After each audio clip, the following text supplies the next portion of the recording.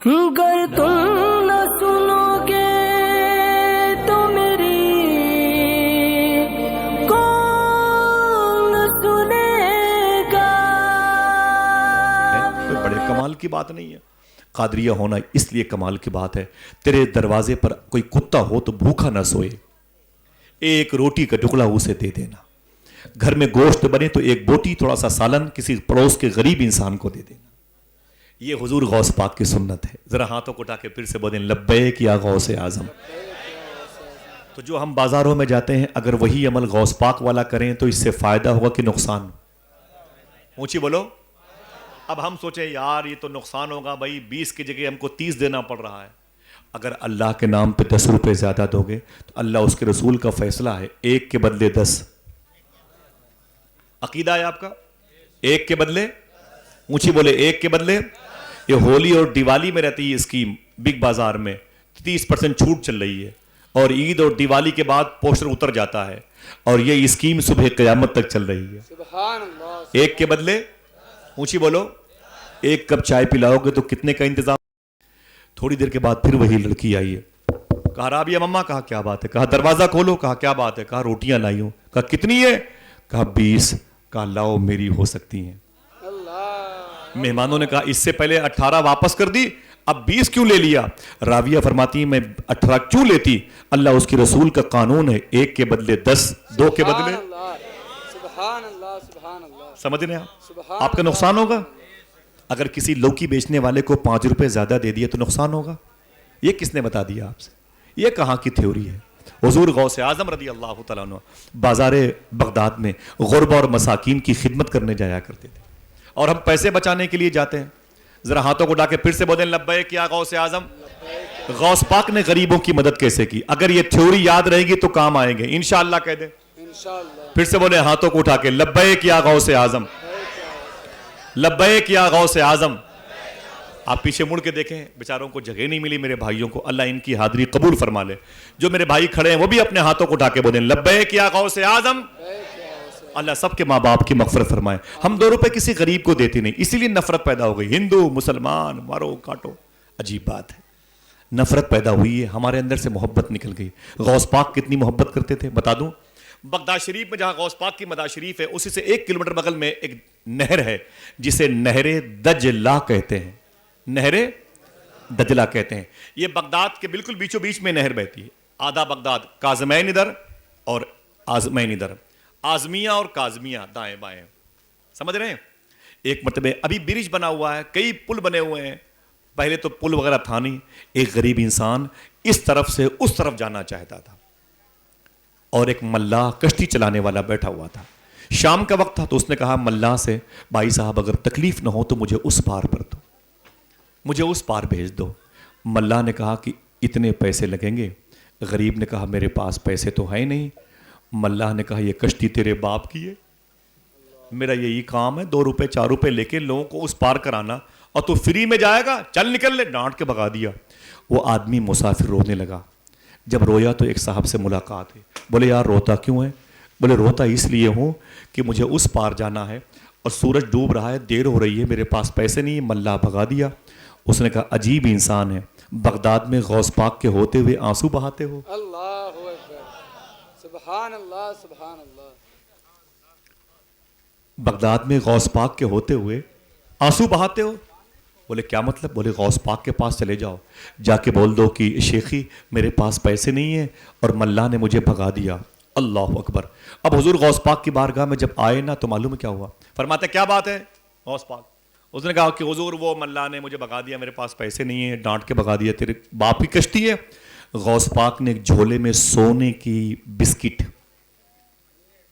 سونے کے سکے, سونے کی اشرفیاں ایک تھیلی میں ایک جھولے میں رکھی کئی تعداد میں, اور فرمایا اسے لے جا اس کشتی چلانے والے کو دے دینا. آپ کو دیا ہوتا تو پورا خاندان مچل مچل کے سبحان اللہ کہتا. صحیح ہے کہ نہیں؟ بولے جا کے اس سونے والی کشتی, یہ تھیلی کو کشتی چلانے والے شخص کو دے دینا اور اس سے کہہ دینا میرا نام نہ بتانا, اس سے اتنا کہنا جب تک زندہ رہنا ہر غریب انسان کا کرایہ اس میں ہے. سبحان اللہ سبحان जब तक जिंदा रहना किसी से पैसे न मांगना, सबके किराए इसी में, समझ रहे हैं, सबके पैसे इसी में, खबरदार किसी से पैसे न मांगना, और मेरा नाम पूछे तो मुझे बोले ना बताना कोई बात। अब वो सोने की अशरफियां थैली में लेके गया हुजूर गौस पाक की बारगाह से, और जैसे कश्ती वाला मिला उसने कहा ले पकड़ अपने पैसे किराए के, पकड़ ले, सुन, खोल के देख ले, तेरी सारी जिंदगी के मुसाफिरों के किराए इसमें, खबरदार किसी मुसाफिर से पैसे मांगा तो ठीक नहीं होगा। उसने कहा देखा तो उसमें सोने की बिस्किट, सोने की अशरफियां, सोने के सिक्के। मल्लाह तब परेशान हो गया, बोला यार ये कहाँ से जुआड़ लगाए हो, ये कहाँ से लाए हो? बोले तुमको इससे क्या, तुमको इससे क्या, तुम इसे रख लो, किसी गरीब मुसाफिर से पैसे न मांगना। बोले यार नाम तो बताओ तुम्हें किसने दिया? बोले तुमको नाम से क्या मतलब, तुम इसे रख लो, किसी गरीब मुसाफिर से पैसे न मांगना। अब देखना कितने लोग सुभान अल्लाह कहते हैं। उस मल्लाह ने उस मुसाफिर का हाथ पकड़ा और किनारे ले आया, फरमाया मुझे बेवकूफ समझते हो, मैं जानता हूं ये काम बगदाद में सिर्फ शेख अब्दुल कादिर करते हैं। सरापा गर्द आलूदा लिबादा करके बैठे हैं, तेरे कूचे में मरने का इरादा करके बैठे हैं। दुआएं मांग लो तुम भी शहे जीलान के सदके, सुना है आज वो दामन कुशादा करके बैठे। अल्लाह अल्लाह, सुना है आज वो दामन कुशादा। तो गौस पाक बाजार कैसे जाते थे समझ गए? गौस पाक गरीबों की खिदमत कैसे करते थे समझ गए? गौस पाक के लंगर खाने की एक एक दाने की तासीर क्या है बता दूं? गौस पाक सरकार के रोजे की जाली की तासीर क्या है बता दूं? सुभान अल्लाह कहेंगे? बोलते रहिएगा वरना बारिश में तेजी आ सकती है। जो भी अल्लाह की मर्जी, अल्लाह जब तक चाहे उसका, उसके हबीब का, गौस पाक का जिक्र होता रहेगा इंशाअल्लाह, है कि नहीं भाई? इंशाअल्लाह। इतनी बड़ी तादाद में आ गए और अरशद भाई की ये दस्तार के मौके पर मोहतरम इरफान साहब के बेटे, ये खुशी का मौका था, इनके माँ बाप का खुलूस था कि माशाल्लाह कि इनके दूल्हा बनते वक्त 1 घंटे तक बारिश नहीं हुई माशाल्लाह। बकिया अल्लाह की मर्जी, है कि नहीं? हम क्यों कहें कि बारिश 2-3 घंटे ना हो ताकि नूर मुजस्सम भाई की नात हो जाए, हमारी गुफ्तगू हो जाए? नहीं, हो सकता है कि 100-200 लोग महफूज हो जाएंगे, लेकिन बारिश के बरसने की दुआ भी तो कई हज़ार किसान कर रहे हैं, है कि नहीं? अल्लाह की जैसी मर्जी, है कि नहीं? वो चाहे तो बारिश बरसा के खुश हो, चाहे तो बारिश रोक करके खुश हो, ये उसकी मर्जी है। हुजूर गौस पाक के रोजे की जाली की तासीर क्या है? कितने लोग बगदाद जाएंगे? सुभान अल्लाह, बोलते रहिए सुभान अल्लाह। अल्लाह सबको गौस पाक का दरबार दिखा दे, आमीन कह दो।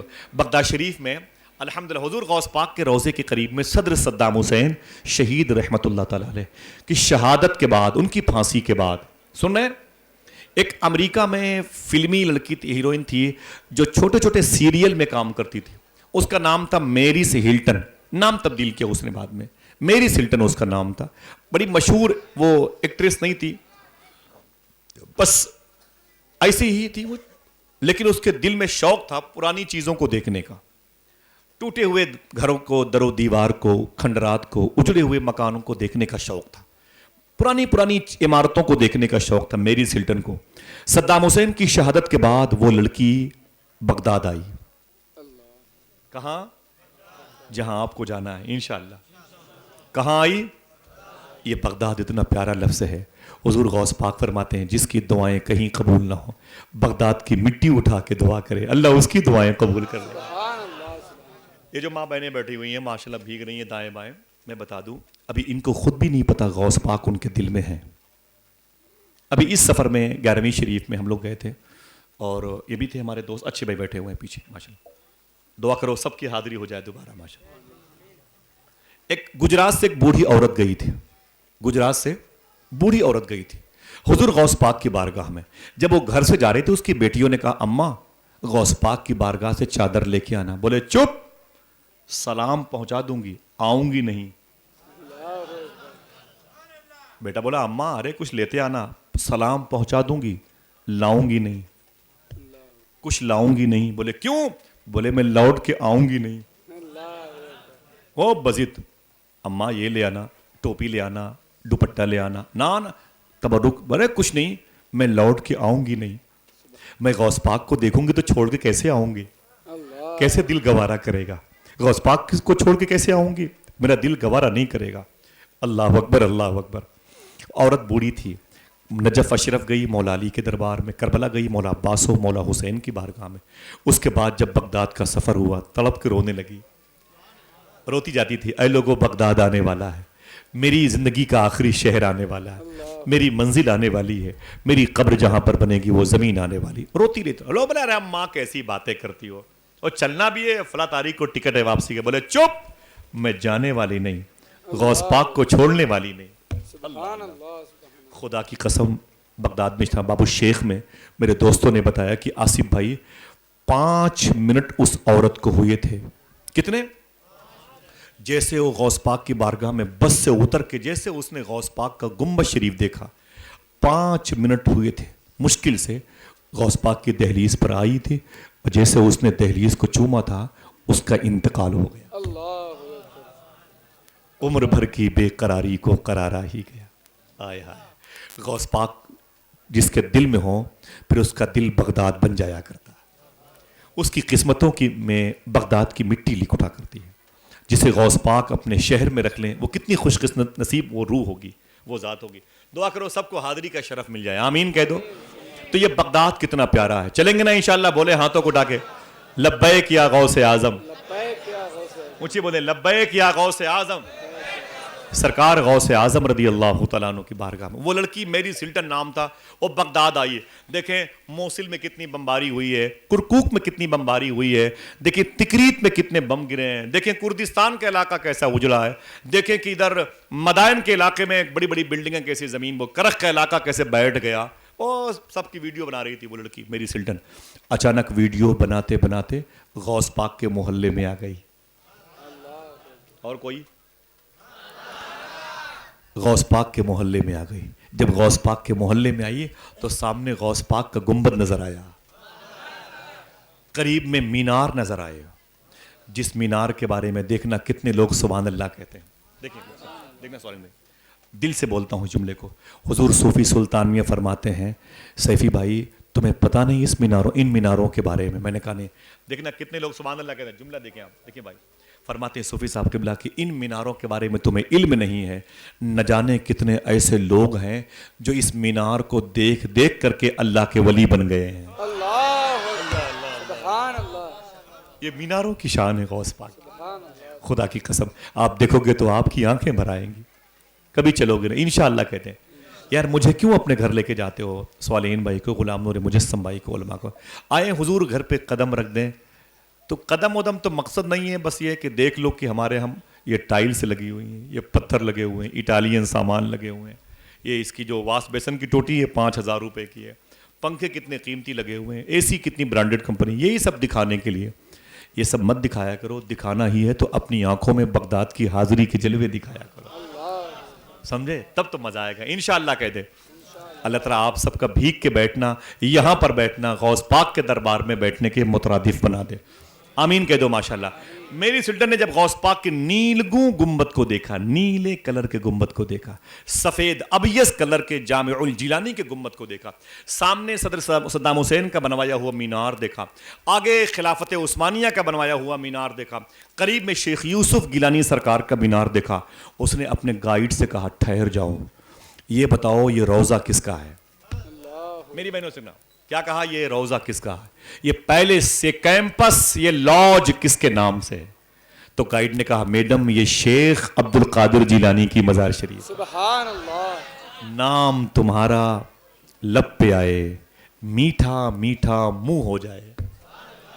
یہ غوث پاک کا نام. میڈم یہ شیخ عبد القادر جیلانی کا روضہ ہے. ذرا پھر سے کہہ دے کس کا, شیخ عبد القادر جیلانی کا یہ روضہ ہے. اللہ اکبر. اتنا سنا تو لڑکی نے کیا کہا کہ اگر سر اجازت ہو تو آدھے گھنٹے کے لیے ہم شیخ عبد القادر کی مزار دیکھ لیں. کتنی دیر کے لیے بولے؟ آدھے گھنٹے کے لیے ہم شیخ عبد القادر جیلانی کا روضہ دیکھ لیں. بولے کوئی بات نہیں آپ دیکھ لیجئے.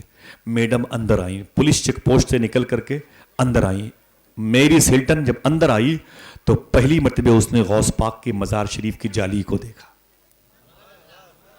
پھر سے آپ بھی سن رہے ہیں محبت سے, یہ ہلکی ہلکی پھوہاریں بھی سن رہی ہیں محبت سے.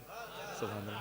گرمی کا احساس نہ ہو, اس لیے سب اللہ نے انتظام کر دیا. بیمار نہیں ہو گئے انشاءاللہ, بیمار نہیں ہو گئے انشاءاللہ کہہ دیں.